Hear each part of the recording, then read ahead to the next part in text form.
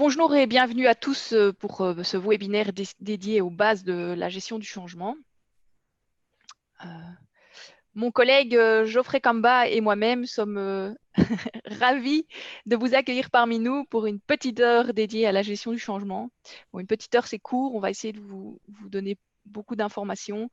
Euh, N'hésitez pas, si vous avez des questions, à les noter dans le chat, on les gardera pour la fin. Bon, après, si vous voulez intervenir, on n'est pas beaucoup, n'hésitez pas non plus à intervenir en direct. Mettez-vous en muet quand vous ne parlez pas. Et si vous voyez que la qualité de votre connexion Internet n'est pas bonne, n'hésitez pas à couper votre vidéo pour obtenir un meilleur son. Rapidement, une petite présentation de Mindforest pour ceux qui ne nous connaissent pas encore. Je sais qu'on a des personnes qui ne nous connaissent pas. Notre cœur de métier est en fait la gestion du changement. Donc, on accompagne toutes sortes de changements, que ce soit de l'activation de stratégies, l'engagement des employés, amélioration de processus ou encore changement culturel. On se différencie en travaillant visuellement et en faisant beaucoup appel à l'intelligence collective et à la co-construction, que ce soit aussi bien en interne ou en externe avec nos clients. Alors, au programme de cette petite heure, on va faire une brève introduction donc, à la gestion du changement. Quelles sont les raisons du changement? Pourquoi on change? Parce qu'il faut se l'avouer, on n'aime pas trop le changement. On préfère tous rester dans notre zone de confort. Alors, pourquoi on doit changer? Ensuite, on discutera de qu'est-ce que le changement, pourquoi il est important d'accompagner un changement, de gérer un changement. On vous donnera quelques bonnes pratiques qui sont basées sur quelques théories de gestion du changement. On vous donnera quelques idées de leviers à activer pour gérer un changement et on finira par parler des acteurs clés dans un projet de changement. Alors tout de suite, les raisons du changement. On voit ici, l'image est assez parlante. La toute première, on voit ces deux bonhommes qui disent au troisième non merci, on est trop occupé, on ne veut pas changer. Donc ils ne prennent pas de recul, alors que s'ils prenaient un petit peu de recul, ils pourraient changer leur roue et ça faciliterait grandement leur vie. Donc voilà, ça c'est une petite illustration. Une deuxième illustration, c'est un exemple d'une entreprise qui n'a pas su changer, c'est Kodak. Vous avez tous connu Kodak qui était leader sur le marché des appareils dits argentiques où on mettait des pellicules où on devait développer par la suite. Et eux, ils ont vraiment raté le virage du numérique. Chez Kodak, tout ce qui touchait à l'électronique, c'était perçu comme du gadget. Ils n'ont pas réussi à changer suffisamment tôt et ils ont raté ce virage et ils sont maintenant en faillite.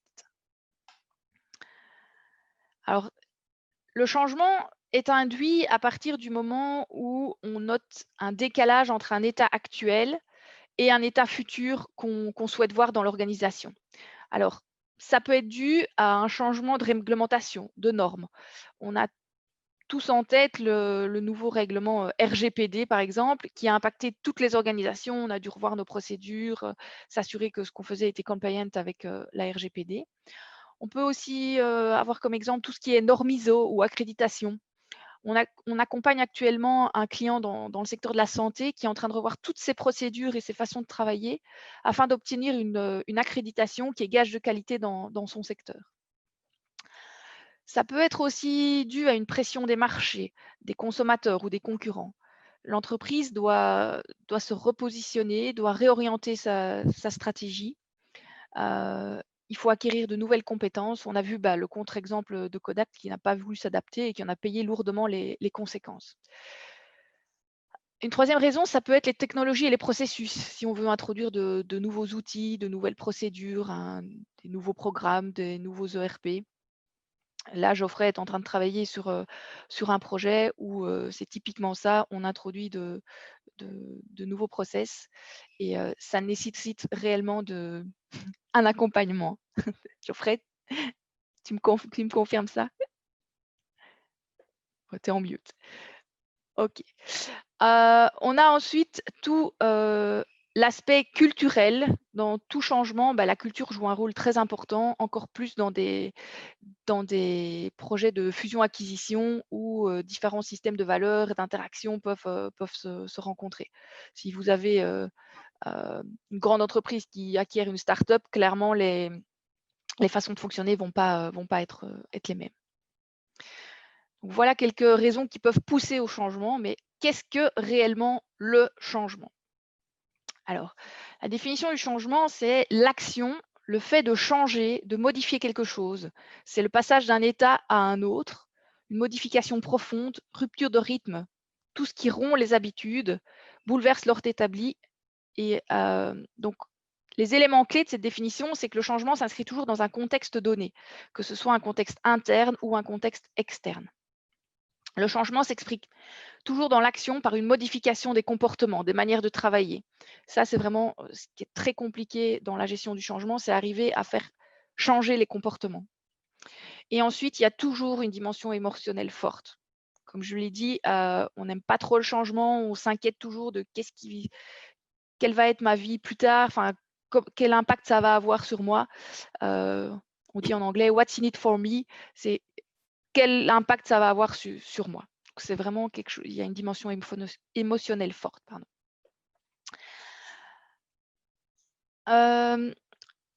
Paul Václavic, un psychologue autrichien, affirme lui qu'il y a différents types de changements organisationnels. Il y a 2 types. Il y a le changement de type 1, c'est ce qu'on appelle les changements superficiels, c'est-à-dire qu'on adopte une nouvelle stratégie sans remettre en cause sa façon de penser ou d'agir. Ce type de changement prend place dans un système sans vraiment le modifier, ou en fait, on change sans changer. On renforce plutôt ce qui existe, on fait davantage les mêmes choses.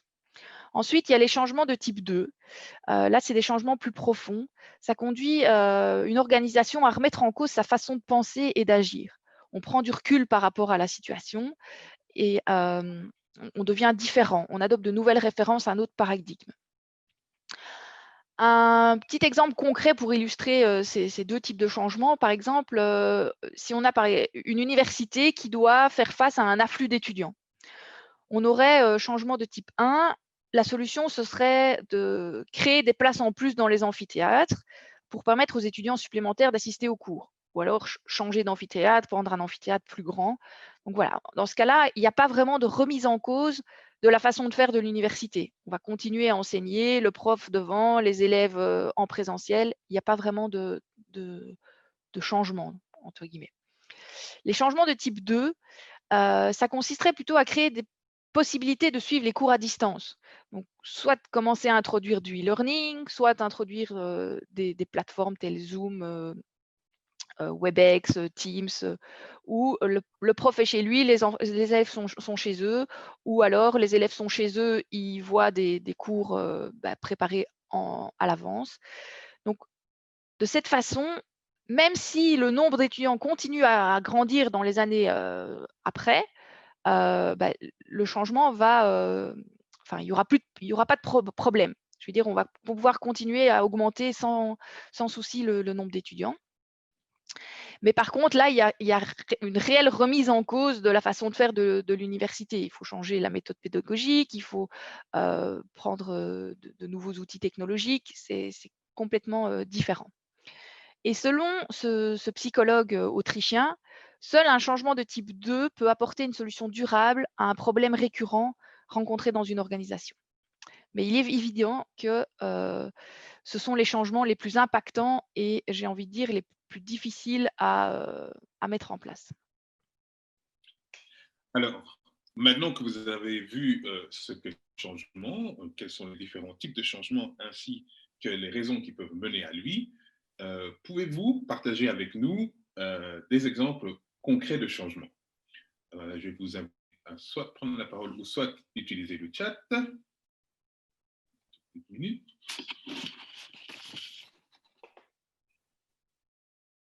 Il ne faut pas être timide. On est tous là pour partager. Alors, par exemple,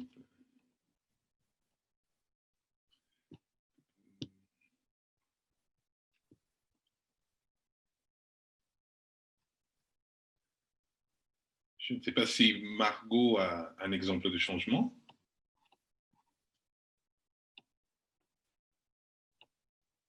Comme ça, là, tout de suite, c'est un peu difficile.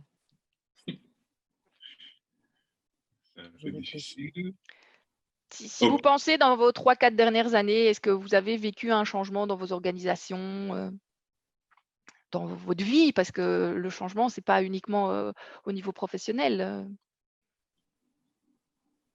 Vincenzo? Bon, allez, je me lance un peu, donc c'est Claude. Alors, bon, moi personnellement, un changement, c'est un changement de travail, mais bon, ça c'est vraiment quelque chose de personnel. Mais je me rappelle dans mon travail ultérieur, quand on est passé du CAO 2D à 3D, c'était un passage très difficile pour certaines personnes. Et, et oui, je ne crois pas qu'il y avait vraiment une approche systématique. On imposait ça en fait aux personnes en expliquant que c'est mieux, mais en gros, c'était imposé aux ingénieurs. Et donc, on va dire, il y en a qui suivaient tout de suite. Et bien sûr, il y en avait des très réticents. Mais je me rappelle, le plus réticent, c'était après celui qui était le plus convaincu de ce passage, hein, qui faisait la promotion. Donc, voilà. C'est un bon exemple, merci. Il y a aussi l'exemple de Stéphane qui dit chez nous, nous adoptons le travail à la situation de Covid, évidemment, dans nos foyers, avec une nouvelle headline, une transition au niveau de la direction et tout. Donc, ça, ce sont des changements communs qui nous touchent tous au niveau de notre vie actuelle. Et pour aller plus loin dans ces types d'exemples, par rapport au changement, on a parlé donc d'un déploiement d'un nouveau logiciel type ERP, hein, donc Enterprise Resource Planning, qui va vous permettre de gérer les différents services et les informations opérationnelles de votre entreprise. Comme on l'a dit, ça peut créer un énorme bouleversement au sein de la vie de votre entreprise et pour la vie de vos collaborateurs. Et donc, c'est un changement qui nécessite un accompagnement. De même, quand vous avez une restructuration, une réorganisation, vous passez d'une entreprise qui fonctionne en mode plutôt siloté à un autre mode de fonctionnement qui est plus transversal. Là aussi, vu que dans le mode siloté, vous avez des spécialistes qui étaient, entre guillemets, dans leur monde et qui n'avaient pas l'habitude de communiquer avec les collaborateurs qui étaient eux-mêmes aussi dans leur monde. Quand vous passez dans un mode transversal, c'est toute une manière de fonctionner, toute une manière de communiquer qui change. Et là, vous devez aussi accompagner cela. Et aussi, si on prend simplement le déménagement, qui peut sembler un changement simple, mais en fait, il est beaucoup plus complexe que cela, puisque, en fait, si votre entreprise décide de déménager, par exemple, de Luxembourg à une des villes du Nord, ou quand on prend la problématique Covid, où ils se disent qu'il y a de plus en plus de télétravail, alors ils vont réduire la taille des bureaux. À ce moment-là, il y a aussi toute une adaptation à faire. Si le bureau n'est plus au même endroit, il y a toute la problématique du déplacement et des services qui sont autour de ce nouvel office. Est-ce que vous aurez, par exemple, des points de restauration qui sont aux alentours? Est-ce que vous avez des places de parking aussi, peut-être, lorsque vous êtes en déplacement dans votre nouveau lieu de travail? Donc, en fait, on voit que chaque situation de changement nécessite un accompagnement pour, de un, continuer à rester productif, à rester efficace, à atteindre ses objectifs au niveau de l'entreprise, mais aussi à faciliter en fait la vie de vos collaborateurs qui trouvent leur situation initiale, leur situation de confort perturbée, à une situation qui est plus inconnue et qui nécessite tout justement un accompagnement. Alors, on va passer à une autre question. Et là, on va utiliser le pôle. Et on parle de maintenant. Bien sûr, il y a la problématique Covid, mais faites-vous actuellement face à des changements au sein de votre organisation? Et là, on va démarrer un petit pôle pour vous permettre de répondre.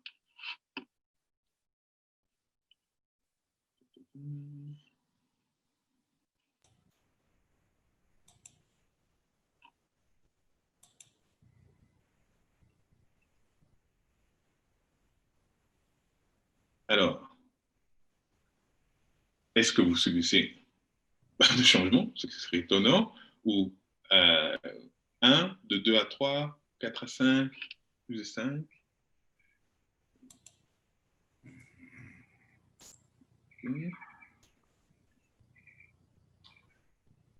Encore quelques secondes pour les derniers votes.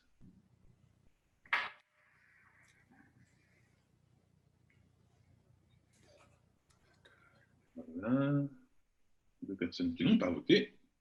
Je pense que c'est bon, parce qu'il y a nous, on ne peut pas voter. C'est juste.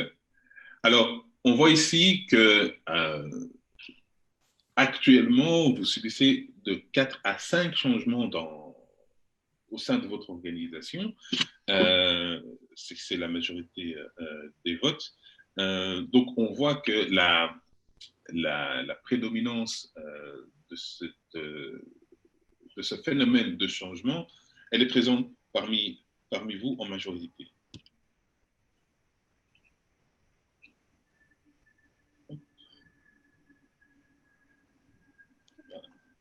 Et donc, une étude qui est le baromètre 2016 sur l'accompagnement humain du changement a fait part que 9 personnes sur 10, en fait, subissent ou sont témoins d'un changement, d'au moins un changement lors des dernières 3 années d'activité au sein de leur entreprise, ce qui est quand même un chiffre qui est non négligeable. Et donc, de là, il y a cette opposition traditionnelle qui est entre la permanence, donc ce qui est stable, ce qui est établi, et le changement. Et donc, là, on est tous conscients aujourd'hui que le changement n'est plus cet événement rare qui vient bouleverser la réalité, mais au contraire, c'est vraiment notre réalité quotidienne. Et donc, la seule façon, dans cet environnement qui est tout en mouvant, qui doit évoluer avec une certaine rapidité, la seule façon de s'ajuster est effectivement de développer une capacité au changement et aussi une capacité de se remettre en question pour pouvoir prendre les erreurs qu'on a commises, savoir retirer les informations essentielles, les enseignements essentiels pour pouvoir réadapter, ajuster notre manière de faire pour faire face à nos challenges à venir.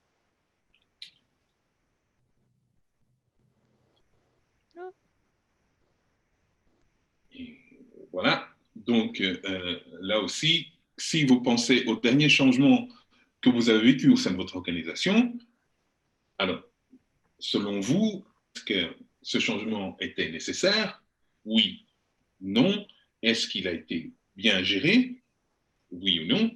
Ou encore, y a-t-il des éléments dans ce changement qui auraient pu, mieux être faits, selon vous? Alors là, vous pouvez encore partager au niveau du chat ou prendre la parole.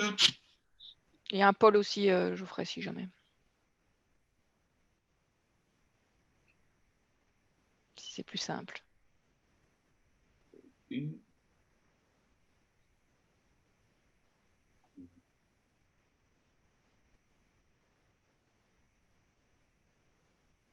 Voilà.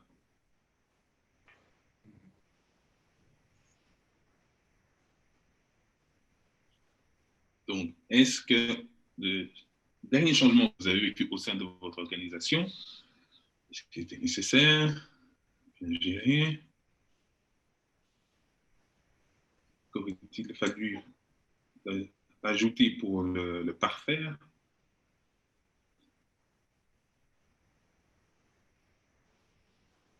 Mhm.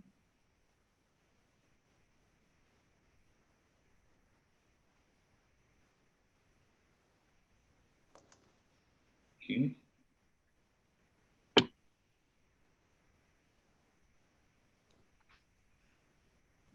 C'est bien, ils ont tous des changements bien gérés. Très bien. Donc, ça prouve que aussi la problématique du changement est devenue un des éléments essentiels au sein des entreprises qui est pris en charge. Donc, ça dépend beaucoup de la qualité des collaborateurs. Voilà. Donc, nous, on a d'excellents collaborateurs, donc qui gèrent ça de manière formidable. Voilà. Et donc, on voit que la plupart des changements étaient donc nécessaires, mais par contre, en termes d'amélioration, qu'il aurait fallu plus de formation. Aussi, je vois que la particularité de la communication était aussi quelque chose qui aurait pu être mieux réalisé. Donc, voilà. Maintenant, on va s'intéresser à ce qu'est la gestion du changement et pourquoi c'est nécessaire d'accompagner un changement, de le gérer. Donc, la gestion du changement, c'est une approche globale, cyclique et structurée pour la transition des individus,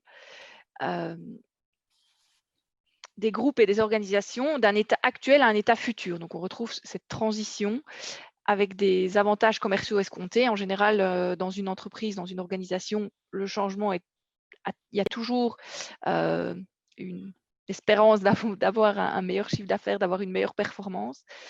Et donc, la gestion du changement aide les organisations à intégrer, aligner les personnes, les processus, les structures, la culture et la stratégie.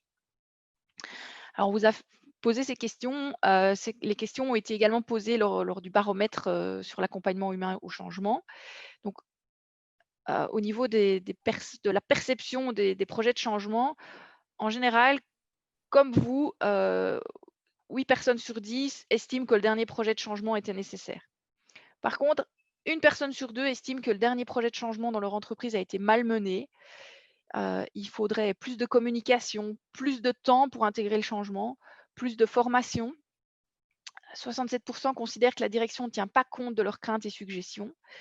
Et 63% n'ont pas l'occasion de s'exprimer sur le changement.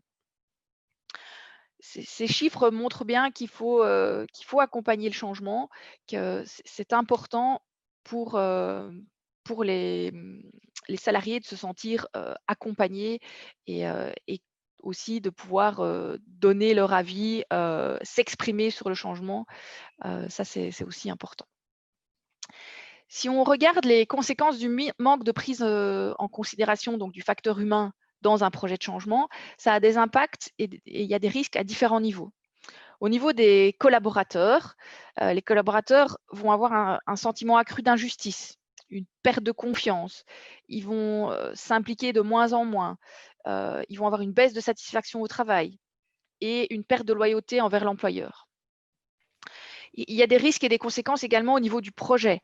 On a des risques de retard dans la livraison du projet, que ce soit la livraison finale ou des jalons intermédiaires. On a des risques de dépassement de budget. On a des risques de travaux supplémentaires. Si la phase de conception n'a pas été faite correctement, on a des risques de travaux supplémentaires qui impliquent aussi des dépassements de budget et beaucoup de perte de temps dans l'équipe projet. Au niveau de l'organisation, des statistiques montrent qu'on a un taux d'absentéisme beaucoup plus élevé. Quand un projet de changement est mal géré, ça peut monter jusqu'à 2,3 fois plus d'absentéisme.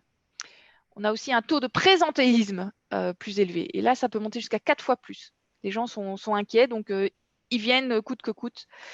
On a une perte de productivité. Vous avez un risque de turnover plus important. Ça peut monter jusqu'à 30% en plus.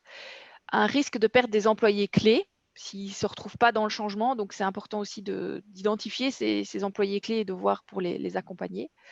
vous avez un risque que la qualité va diminuer. Ça peut avoir un impact donc, sur vos clients, sur vos fournisseurs. Et avec comme plus gros risque que le projet n'aboutisse pas du tout. Et là, c'est un sacré coût. Il y a le coût investi dans le projet qui n'aboutit pas, mais aussi un coût d'opportunité parce que tout ce qui a été investi dans le projet aurait pu être investi dans un autre peut-être projet qui aurait abouti.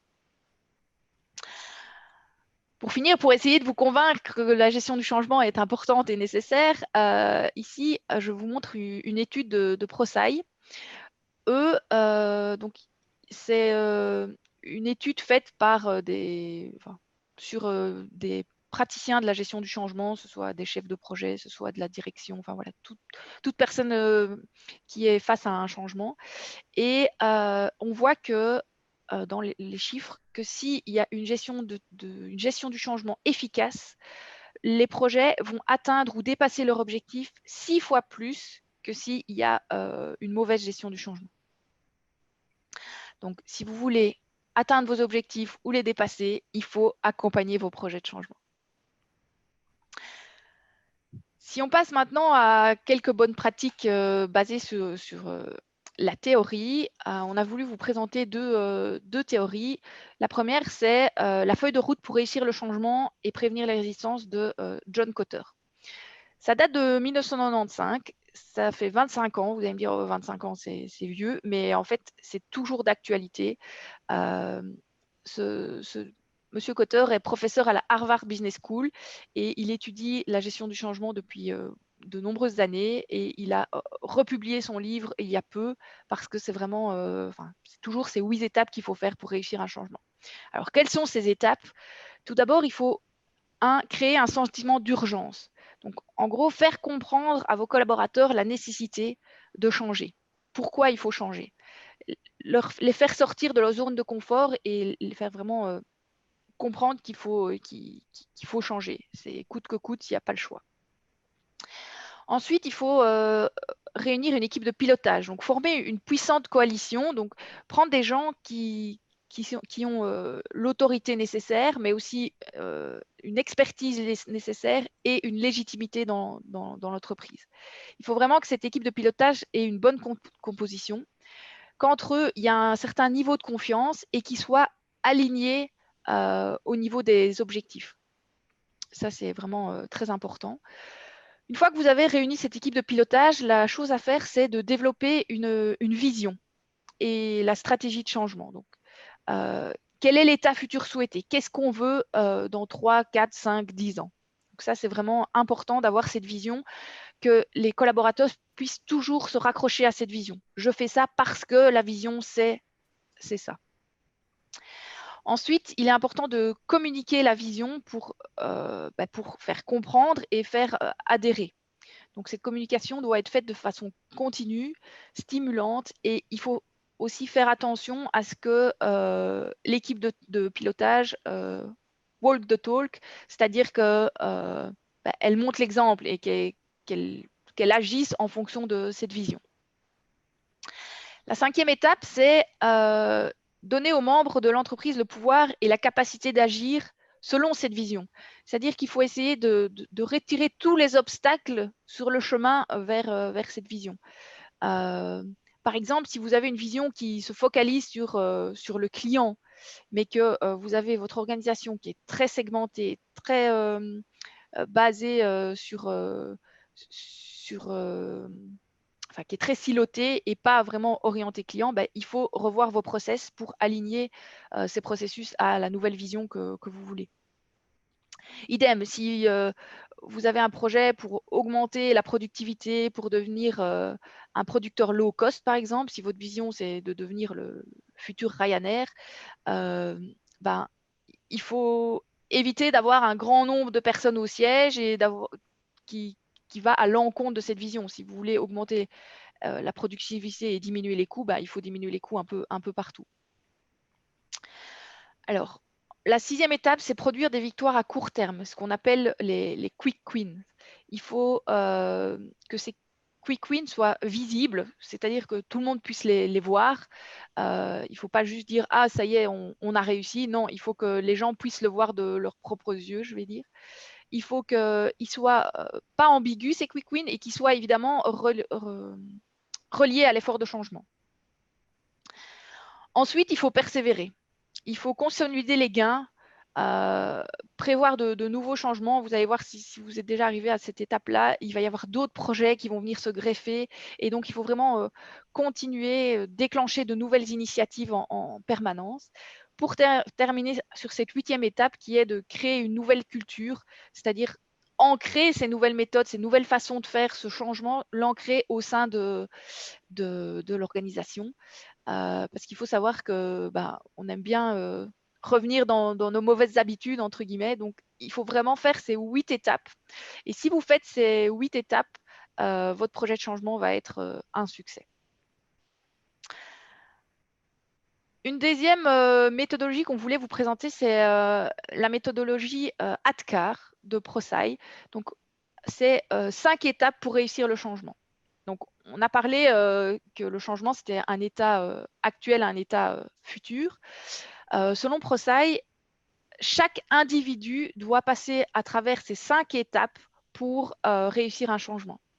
Alors, ces 5 étapes, c'est quoi? C'est l'awareness, le desire, knowledge, ability, reinforcement. Donc, 1, la conscience du besoin de changer. Je comprends pourquoi je dois changer. Donc, ça c'est relié aussi à l'étape 1 des 8 étapes de Kotter. Ensuite, le désir de participer et de supporter le changement. J'ai décidé que je vais changer.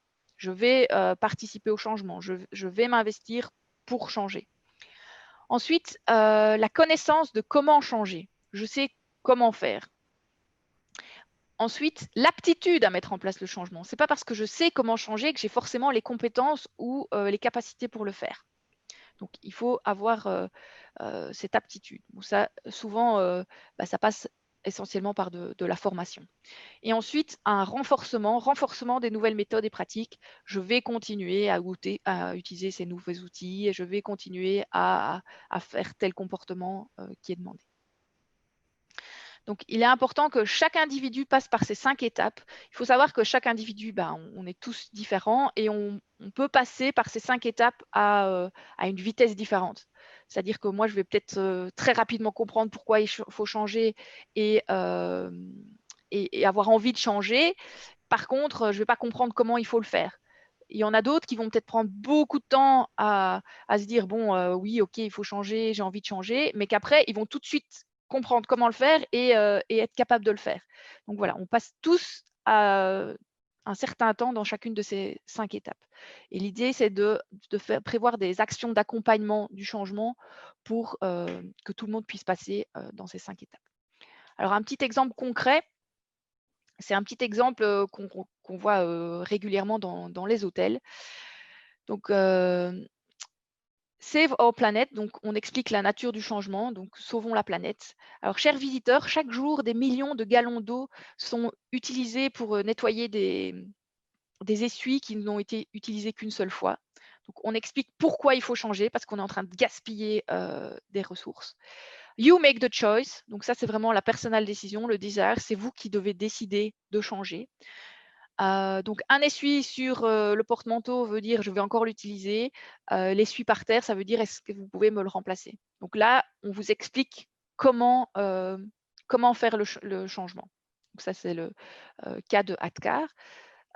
Ability, bon, on suppose que tout le monde est capable de mettre son essuie sur un porte-manteau. Donc là, il n'y a pas vraiment de choses à faire. Et ensuite, un petit message de gratitude pour essayer de renforcer ce changement. Donc, merci de nous aider à conserver les ressources vitales de la planète. Donc voilà, ça c'est un exemple concret de méthodologie ProSci. Maintenant qu'on va expliquer un petit peu, voilà, Geoffrey va vous expliquer quelques leviers, comment faire pour gérer un changement un peu plus concrètement.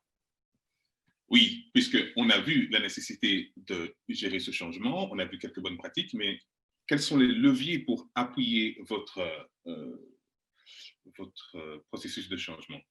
il y a l'implication, la communication, la documentation, la formation et le coaching et le tutorat. Quand on dit implication, c'est qu'il faut impliquer vos différents collaborateurs dans votre projet de changement pour leur permettre donc d'adhérer un peu plus et aussi de relever les différents ajustements à faire, le cas échéant, dans votre gestion du changement. La communication, quant à elle, va faire en sorte de mettre du sens dans ce changement qui vient s'installer au sein de l'entreprise. Elle va permettre de réduire les différentes craintes et les inquiétudes des collaborateurs en parlant. La documentation, quant à elle, va décrire tout ce qui est nouveau processus, nouvelle manière de faire, et donc va permettre aux personnes, au travers de ces explications documentaires, bonne pratique, de voir aussi que cette documentation est là pour les supporter dans cette conduite du changement. La formation, elle va aussi jouer un rôle de diminution des craintes, puisqu'elle va permettre de comprendre donc, ces nouvelles manières de faire, puisqu'on va les enseigner, on va les décortiquer, on va expliquer donc quel est le fil rouge derrière ces différents types d'actions. Quant au coaching et tutorat, va permettre de maintenir une espèce de dynamique forte au sein de vos collaborateurs, et elle va aussi permettre de maintenir ces objectifs liés à votre projet de changement et au plus près des préoccupations de vos collaborateurs. Alors, si on va un peu plus loin dans ce levier de communication, la communication est très, très importante parce qu'elle permet de rendre tangible ce concept de changement qui est souvent abstrait au départ pour la plupart de vos collaborateurs. Quand vous lui dites, on va changer ci, oui, mais ça veut dire quoi? Donc, cette abstraction de l'idée du changement est rendue tangible par la communication et au travers de 3 volets. Donc, le volet informatif, on va tenir au courant les différents collaborateurs et leur dire, faire connaître en fait ce qui va changer. Ensuite, au niveau du volet compréhension, là, grâce à la communication, on va faire prendre conscience à vos collaborateurs, vous allez faire prendre conscience à vos collaborateurs que le changement qui arrive est un changement nécessaire, et donc vous allez faire accepter ce changement. Ensuite, pour le volet contribution, là, vous allez permettre à chacun de vos collaborateurs d'être acteur et donc de faire agir grâce encore à cette communication. Donc, quand vous parvenez à réussir à implémenter ces 3 différents volets de communication, vous allez pouvoir impliquer davantage vos différents collaborateurs et permettre d'avoir un engagement fort de leur part. Ensuite, il y a différentes manières de mesurer le changement. Une de ces manières est le baromètre ICAP. Donc, c'est une manière de voir le taux de réussite du changement au sein de votre organisation, et cela au travers de 4 encore dimensions qu'on peut les appeler. Ce sera 4 différents taux. Donc, il y a le I pour information. Donc là, encore une fois, on va dire qu'est-ce qui change, et on va pouvoir mesurer ici la qualité de votre information, vu que les personnes, on va leur demander est-ce qu'ils sont au courant de ce qui se passe. Donc, est-ce que ça a déjà été bien communiqué?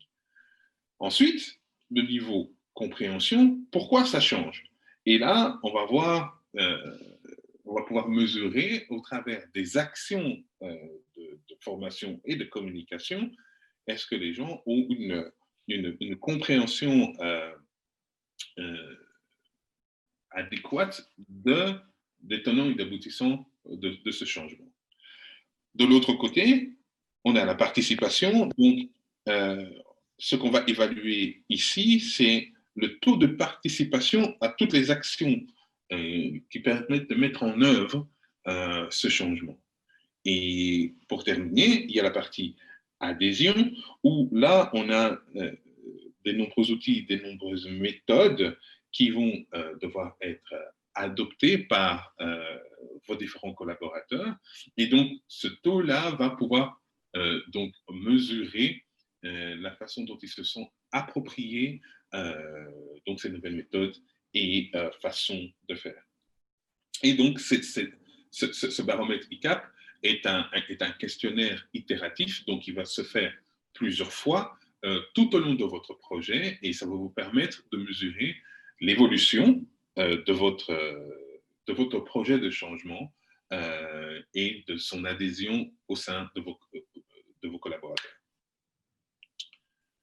Alors, quelle communication adopter durant votre projet? Alors là, aussi, en début de projet, il y a beaucoup de choses à faire pour préparer vos collaborateurs à ce bouleversement qui va être opéré au sein de votre entreprise, où vous devez expliquer quel type de changement, pourquoi ce changement, qu'est-ce qui va exactement changer, et les différentes étapes par lesquelles vos collaborateurs vont passer dans cette mouvance du changement. Ensuite, lors du projet, vous devez maintenir cette communication, continuer le dialogue, essayer de favoriser des opportunités d'échange entre les personnes, relever les points positifs du changement au sein de votre entreprise et au sein de votre tissu collaboratif, pour mettre encore une fois tous ces éléments en mouvement au sein de votre tissu collaboratif.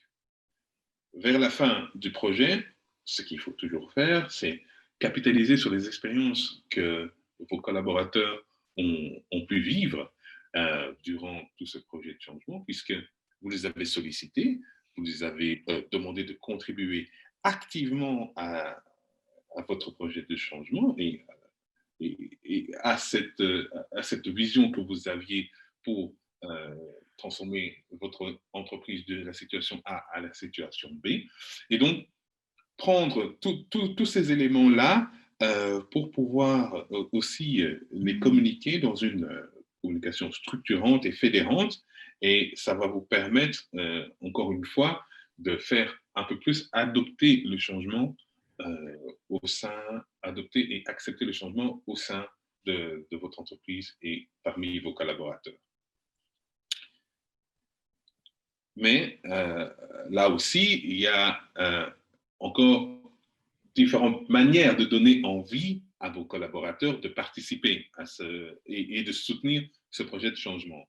Donc, comme je l'ai dit plus tôt, parfois c'est souvent le flou. On ne sait pas ce qui va se passer, on est inquiet, on a des craintes. Et une des manières de faire venir en soutien et de manière à ce qu'ils supportent votre projet de changement, donc vos collaborateurs, c'est de lancer une initiative participative et par exemple de leur demander de donner un nom au projet, une identité visuelle, un slogan qui va permettre de participer, donc être acteur, mais aussi de s'approprier ce projet qui semble au départ assez flou et qui va perturber donc la zone de confort à laquelle on tient si fort. Mais là, on va s'approprier de plus en plus cette chose qui semblait donc assez lointaine. Ensuite, dans votre élaboration de votre communication, il y a toujours ce souci d'avoir la vision globale de ce projet de changement à garder en tête. Et donc, au travers des différentes étapes et les actions que vous allez mener dans votre projet de changement, vous devez garder en tête donc cet objectif de fin et le faire transparaître dans la communication de chacune des étapes et chacune des actions. Ensuite, comme aussi, je pense que Claude avait dit, lorsqu'il y a un changement, eh ben, le changement n'est pas pareil pour les différents collaborateurs de l'entreprise, puisqu'il y a différents métiers qui existent au sein d'une entreprise. Et donc, chacun des métiers ne va pas vivre le changement de la même manière, vu que les ingénieurs peuvent très bien suivre un projet de changement d'un logiciel, puisque ça leur parle. Mais par exemple, les commerciaux, ils vont pouvoir peut-être sentir des contraintes au niveau de l'implémentation de ce nouveau système, puisque ça va peut-être les brider dans leur pratique commerciale. Et donc là, il va falloir aussi faire un effort d'identification de différentes cibles qui vont être impactées par le changement et donc adapter votre communication avec ces différentes cibles. Et donc, ça parle aussi des différents canaux de communication que vous pouvez employer selon la communication que vous voulez faire. Donc, par exemple, ici, on a deux exemples distincts. Si vous voulez fournir des informations qui sont plutôt opérationnelles et factuelles, ben, là, vous avez différents canaux de communication qui peuvent être, que ce soit des mails, la newsletter de l'entreprise ou même l'intranet, ou même des sessions organisées par vos managers où ils vont expliquer donc ce changement et ces informations. De l'autre côté, si vous voulez faire un peu plus adhérer les gens, alors là, il est plutôt indiqué d'employer un canal de communication de type séminaire, où vous allez donc réunir les gens, même de manière virtuelle, dans le sens où ils vont pouvoir poser des questions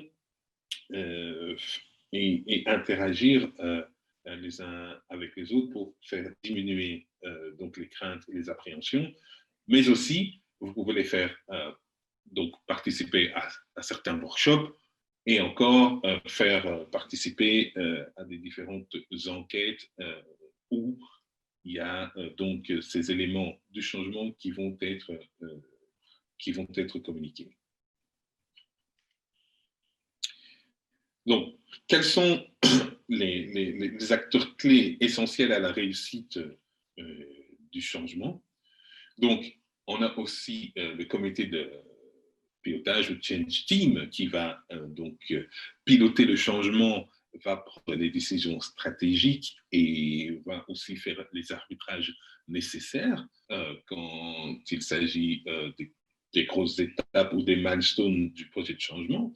Vous avez le chef de projet entouré de son équipe de projet qui, lui, gère le changement, qui va aussi faire en sorte de produire, de mettre en vie les différents éléments livrables nécessaires au changement. Et donc, ils vont gérer cela avec l'aide des managers de proximité qui, eux, vont au plus près des équipes faire vivre ce changement et accompagner donc la mise en œuvre de ces différents livrables, livrés par donc, des chefs de projet et des équipes projet.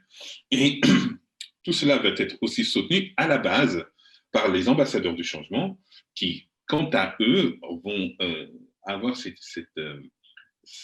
rôle de remontée d'informations de votre base de collaborateurs vers donc les instances supérieures pour pouvoir répondre aux différentes inquiétudes ou de la base par rapport à votre projet de changement.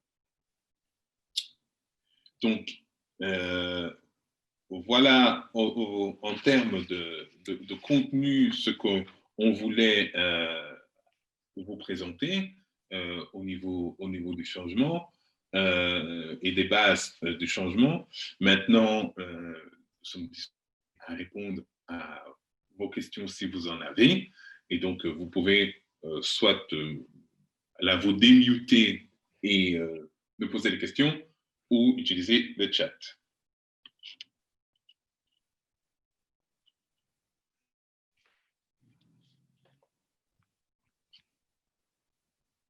Petite question, en mettant en place ces méthodologies ou ces approches, en mettant en place ces méthodologies ou les approches que vous avez présentées, Oui.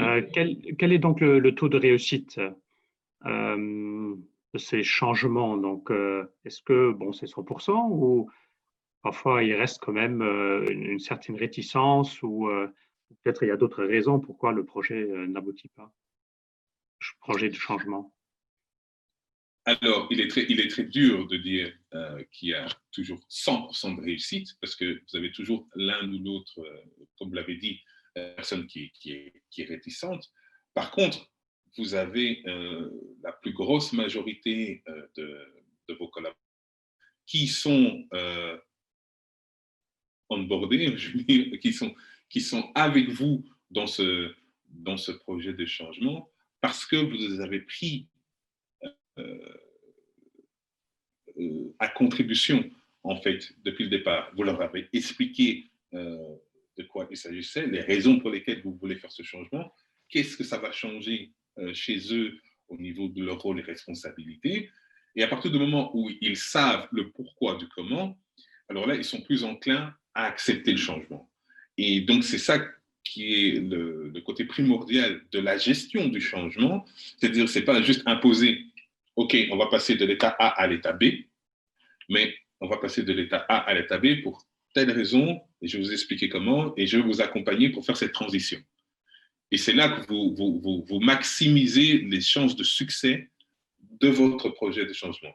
Bien sûr, pour les personnes qui sont réticentes, vous devez aussi les entendre, voir pourquoi elles restent réticentes malgré toutes les explications et les descriptions que vous avez données, et voir dans quelle mesure vous pouvez donc les prendre en compte sans qu'elles consistent un frein nocif pour le reste de vos collaborateurs dans cette dynamique de changement.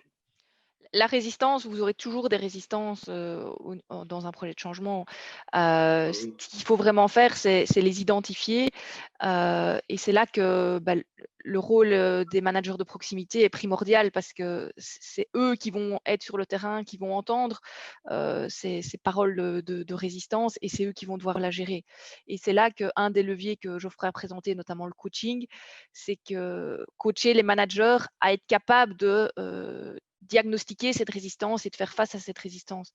Nous, on fait face souvent dans nos projets de changement où on a les managers de proximité, c'est souvent des personnes techniques qui sont devenues managers, malgré elles, je vais dire, qui étaient très bonnes techniquement et qui puis après ont eu de la responsabilité. Il faut vraiment accompagner ces managers parce qu'ils ont un rôle vraiment pour moi crucial dans les projets de changement. Et c'est un rôle aussi pas évident parce que donc on va leur demander de faire beaucoup de choses pour accompagner leurs équipes dans les projets de changement, mais il ne faut pas oublier qu'eux aussi, entre guillemets, subissent le changement parce que les projets de changement impactent aussi les managers.